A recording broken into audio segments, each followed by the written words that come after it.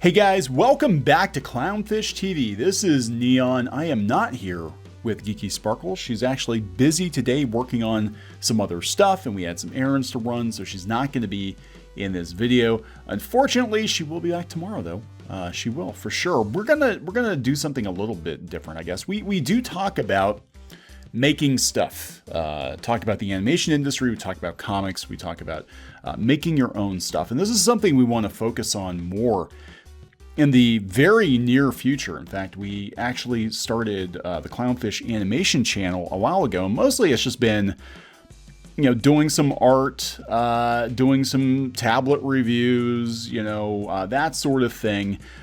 But I think we want to get more into, at least in the short term, talking about making your own comics, maybe doing some interviews with people, connections that we have in the animation industry and in the comic book industry, video games, people who will still talk to us. We will talk to some people and talk about making things. And a lot of our viewers are animation fans. A lot of our viewers want to work in animation or comics, and what has been a hindrance for so many of you is your geographic location, because until recently, you pretty much had to live in Southern California if you wanted to work in the animation industry. That's where everything was centralized. And true, they do job out a lot of animation to other countries and other studios. But if you wanted to actually have a say, be in charge, whatever, you pretty much had to live in LA. And we know so many people that have just packed up and moved to LA to chase that dream of working in the animation industry. And sometimes it didn't work out. I know Geeky tried to give advice to a young artist who's like, I have no experience, but I'm just going to quit my job and move to LA and try to break into animation. And 2 months later, she's like, yeah, I can't find a job. And, but the time she told Geeky that she didn't know what she was talking about, and she was a Debbie Downer, and she was trying to give her, friendly advice. And anyway, looks like there's going to be a bit of a paradigm shift in the animation industry and the creative industries, that now that so many people have spent the last year working from home, it sounds like this could be the new normal for animators, at least part-time. And I thought this was really interesting because I always wondered aloud, why do you have to live in Southern California? When a lot of the work is sent overseas, a lot of it is done remotely anyway. This isn't like back in the 40s where you're slaving away at a desk in the bowels of Disney, in the ink and paint department. Things are very, very different now with all the technology, and people can live anywhere. But it just is kind of one of those things where it is that way because it's always been done that way, and that's where so many studios are located, and that's where the talent is, and that's where the schools, including Cal Arts, that's where the schools that churn out animation grads are located, so it's very convenient. But the one upside, if there is an upside to the pandemic, is that it's going to reshuffle the deck. And I don't think it's going to matter so much where you are located if you want to pursue a creative career. Now, before I get into it any further, I want to give you guys a huge thank you. We dropped an Indiegogo campaign yesterday-ish. I think it was a couple hours before midnight, the day before that. We're already at over $20,000. Thank you for our second chance offer on our Shadow Binders hardcovers. Now, if you guys want more information on kind of my experience in comics and our experiences, dealing with Hollywood and the animation industry and all of that, you can watch the video on this campaign. This is something we're really passionate about doing, talking about the industry and talking about, comics and how to create creative careers for yourself, because I think we're going to have to. I think a lot of people are going to be displaced by these corporations, and they're going to have to figure out how to do it themselves. And being able to work from home, being able to work as an animator or to do whatever you want to do from wherever you live is going to be a huge benefit. And we're actually going to find, you want to talk about diversity in animation and in comics, you're going to get more of that if you're actually going outside of LA. You're going to have more organic diversity because you're going to get people from all over the country, all over the world, and they're going to have different points of view and different styles and different stories to tell. And I think this needs to happen. Why does everything look so samey lately coming out of California? It's probably because everybody's centralized in the same place, coming from the same schools. You know what I'm saying? I think we need to shake it up. I think again, if there's one upside to the pandemic, it might be that there's a shakeup. So let's read this from Cartoon Brew. Is work from home the future? California's animation artists discuss their hopes for the post-pandemic working practices. Last month, they spoke to Tom Box, the co-founder of major UK animation studio Blue Zoo, about the future of working. And they basically said, we're never going back to what it was before. We're based out of London, but people are going to work from anywhere. They're going to let their staff keep working remotely. And I think that's a pretty good idea. If you get the right people, you want to keep them. And some people, maybe they would rather live in Alaska. Maybe they want to buy a cabin up in Alaska, but they're going to put out really good work because they're happy. And maybe they're not going to be as stressed because, you live in another part of the country. You're not paying those insane LA rents, right? So there is a discussion that's being had around the world as a year of restrictions forces a paradigm shift in the views of work. Case in point, a recent Twitter debate prompted by, I believe it's Jorge Gutierrez. I hope I'm pronouncing that right. Director of the Book of Life and creator of Netflix's forthcoming Maya and the Three. Addressing LA's animation industry, Gutierrez asked why anyone would want to go back to the studio in the future. Why would you? LA animation friends, once kids go back to school and we're all used to working and making things from home, why go back to a physical studio and lose all that time and energy driving LA traffic? That's a good point. A year into this, it makes no sense to me to go back to the old ways. What say you? I got back 10 to 12 hours of energy a week wasted in LA traffic. That's true. I had a job about 5 years ago where my commute was like an hour and a half one way, 2 hours one way. It does drain you. And then by the time you get to work, you're like, I'm so freaking tired. And you don't want to live closer necessarily because, you got your house where you got your house and all that. After receiving a flurry of replies from industry artist, Gutierrez concluded in a later tweet that the general mood was in favor of a flexible hybrid model like the one Box described to us. So they're saying that people are going to split their time. While there does seem to be a lot of support for a hybrid approach, the responses to Gutierrez's questions are interesting for how varied they are. We've reproduced tweets from leading artists below with their permission. They reveal that people's preferences can be conditioned by a range of factors, from union affiliation to the kind of work they do.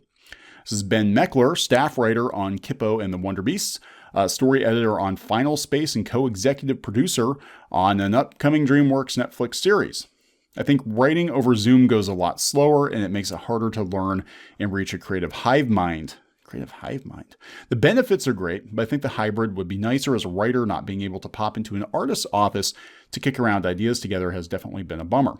There's something to be said for working in person, sure. And I want to show you what might be a solution to that. It's really cool. Microsoft just dropped this thing today. Squid King was showing me. It's like right out of Ready Player One. It's very cool. Storyboard artist on the Cuphead show and Looney Tunes says, I know it's not for everyone, but for me, part of the enjoyment I get from working in animation is bouncing ideas off other people. That comes out a lot. My output since COVID has been halved, and there's nothing to really motivate nor inspire me while in my own solitary bubble. I'm also probably one of the few people who actually enjoys commuting since it acts as a warm-up, cool down during my day. Now, in the case of the stories that Geeky and I do, including this one and other things and pitches we've had that we've actually had optioned, believe it or not, we've actually had a couple things optioned. There's something to be said for being able to sit down and just discuss ideas and bounce ideas off of each other. It does work, but the reality is that for a lot of jobs, you don't need to be, at least in the animation industry, the creative industry, you don't need to be there all the time. Comics for years, the comic book industry, everybody was freelance. Most people were freelance. A lot of people lived in and around New York till they just, up and moved everything to LA. But, they worked at home. They mailed, FedExed pages, to the comic book publisher. LA commutes take the joy out of the job, says Matt Jones, a storyboard artist. Let the studio buildings turn to dust. We've proven we can live in Hawaii and make the same stuff. Until drone taxis happen, let's stay home and create. This is Sabrina Alberghetti, shorts director at Disney Television Animation. I'd love to have an option, work from home for a few weeks, come in for a few weeks. The problem with us union people is that this is it. We have to be in the LA area. Wondering if the union will have to change with all this happening since we've proven it works. I don't know. I think that is a big part of it because, again, the unions have these people locked down in the LA area working for these studios. Now, what could potentially happen is we have a lot of people go rogue and they work outside of the union and studio system and they go start their own little studios in like the Midwest or down in New Orleans or Alaska or wherever. And I think that would be freaking awesome because you don't have to be there. If you want to be part of the union, okay, fine, whatever. But you really don't have to be there. Michael Wellington, character designer on Wendell and Wild and My Dad the Bounty Hunter. I like the idea of being around other creatives and in a creative space. Yeah, a lot of people are saying that. Space in LA is hard to come by, so it's nice to have that separation. This is Henrique Yardim, director at Titmouse. The pandemic proved animation can function when we work from home. There's no argument to having artists physically come to work 5 days a week anymore. Socializing is cool, and I don't mind coming in for a meeting if I have to, but it saves me the pain of forcing me to come in. Yeah, so, he's saying that, some days he can just put his headphones on and just get work done. I've actually got more work done. I had many positions where I split my time, and I've been telecommuting for, 15 years off and on, different jobs. And the one, I knew the days I went into the office, I wasn't going to get jack shit done because everybody was going to want to talk to me. Everybody was going to bother me with stuff. The phone there was going to be whatever. I would go home and get my work done on my home days so much easier. Again, I hate working from home. Some people hate it, but I think this is going to be the new normal. I think we're going to see a lot of, out of necessity, again, a lot of smaller animation studios pop up. There's a demand for animation. Thing is that a lot of these companies, look at Disney, they shut down Blue Sky. They shut down Blue Sky, and so a lot of these displaced people are going to go work someplace else, or they're going to have to go start their own company, their own studio. And you can do that from anywhere. So this was interesting. Squid King sent this to me. This is Microsoft Mesh. Now, if you've watched the Ready Player One movie, you might remember the scene with Parzival and where he had the holographic meeting with, what's his face from Rogue One, Krennic from Rogue One, and he had this holographic meeting with him. Well, that's what this supposedly does. And it's actually pretty cool where you can virtually work with people in the same space. So you can have your meetings or whatever and gather around a virtual table and, I guess talk to these holograms of your coworkers, and you can actually work together. So it's very conceivable that you could have somebody move to the Midwest and dial in like this to LA or Tokyo or wherever and work together. I mean, there's a lot of really cool things going on. The question is, will the studios will the animation industry adapt quick enough? And I don't have an answer to that. I think if you're going to do your own stuff, though, for sure, there are a lot of options. And I think, for those of you, again, we've had so many people that are like, I want to work in animation, but I don't live in LA. I don't want to move to LA. Hang tight. I think things are going to change. I really do. So, follow Clownfish TV for more pop culture news, views, and rants, guys.